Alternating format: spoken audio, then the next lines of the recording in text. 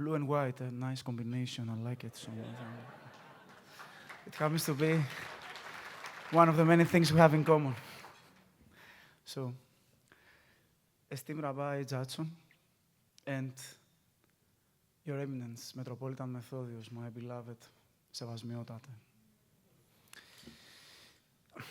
Esteemed friends of New England, AJC, leadership, dearest friend Zeri, and neighbor, and of course, dear friends Rob, dear Scott, thank you for your support. Dear colleagues of the Diplomatic Corps accredited here in Boston, dear friends of the incredible Jewish community of New England. Standing before you this beautiful evening is a real privilege for my family and myself. You see, working as a diplomat the last 25 years, often my life was difficult, complicated, sometimes realistic, but always interesting. At least this is what I'm saying to my wife. Doing what I do, I'm always agonizing about the memories that my precious daughter will have living this life because of me.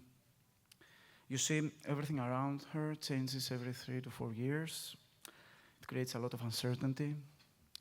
But what I'm certain about is that this is a moment I want her to remember. Because this is the moment that her father stood in front of you, this very selective, very unique, very demanding audience. So, here we go, Rita. Once, an Israeli colleague of mine described Israel as Greece on steroids. I don't know, maybe she was right. But what we all know for sure is that the Greek-Israeli relations have undergone a remarkable transformation those last years. Actually, today, my prime minister was in Jerusalem, Israel. And yes, today. And he met with the president, his counterpart prime minister, Netanyahu. And it was only a few weeks after the atrocious terrorist attacks that my prime minister, Kyriakos Mitsotakis, paid a solidarity visit to Israel, where he expressed his full support to Israel's right to self-defense. And, while Greece was working with Cyprus and other allies to ensure the continuation of humanitarian aid. We have agreements in critical sectors like defense and energy. We're going to have more, apparently.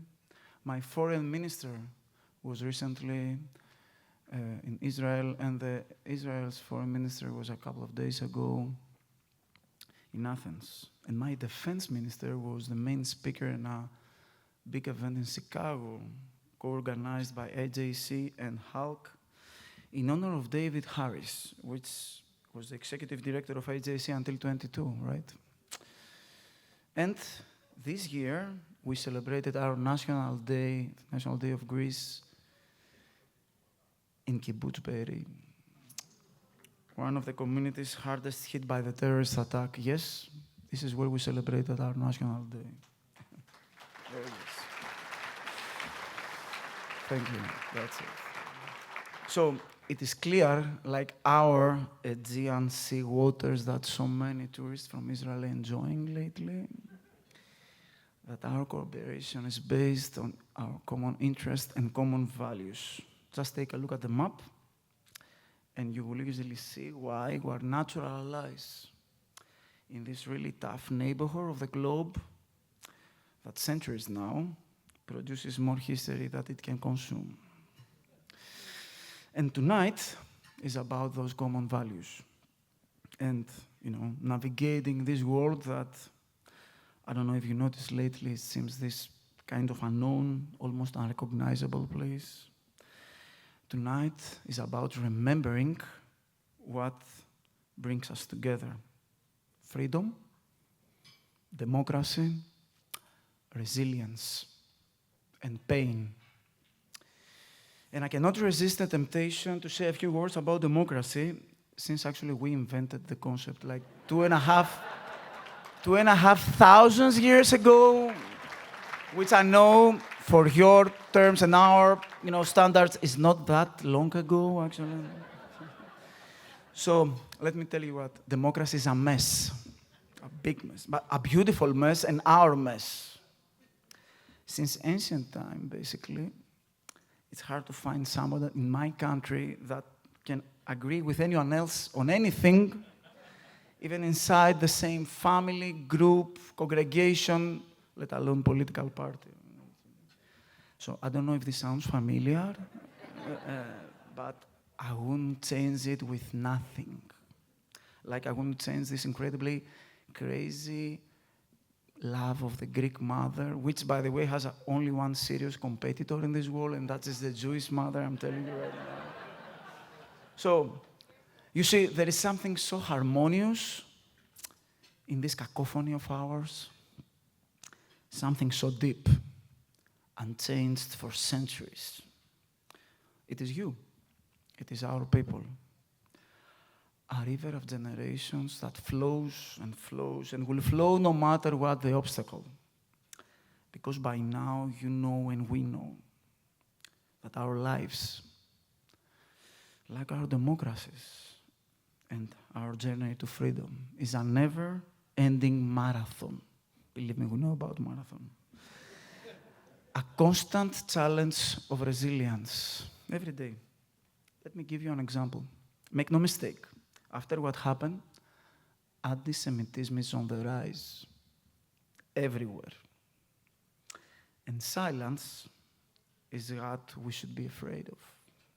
Because the moment we start to be afraid to speak up, this is when the countdown to horrible things begins. Right, Rob?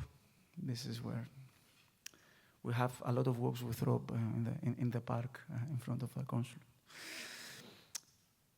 This is one of ongoing uphill battle. Kitty Dukakis, that we lost the previous week, once said, perhaps in the entire history of the civilization, the Holocaust was the most important object lesson in man's inhumanity to man. So,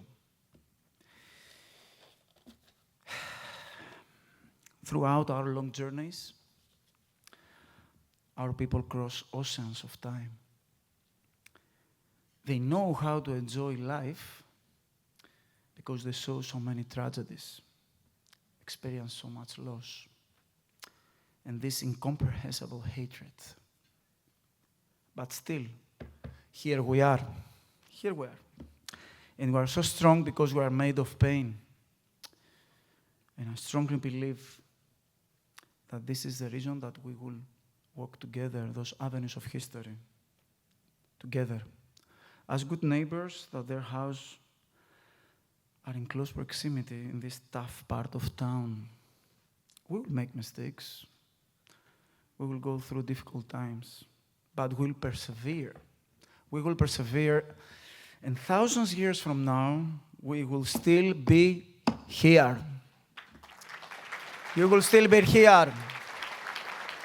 With our faith, our roots, our joy of life, our pain, very much alive.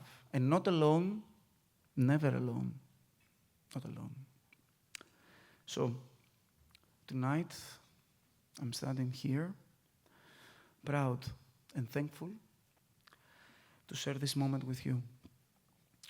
Humbled by your resilience and courage, stronger because of you.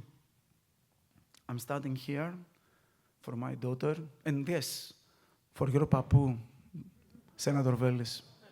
Yes. He would have been very proud of what you did, man. And we're proud of guys like Mr. Velis papu. I'm telling you right now, I had a papu also, exactly the same thing. So I'm standing here for my daughter, hoping that one day she will remember that in difficult, critical times, once again, her country, and yes, her father, were on the right side of history, with truth and right, in the light. So, thank you so much for giving me this opportunity. That is our common journey to freedom. Thank you.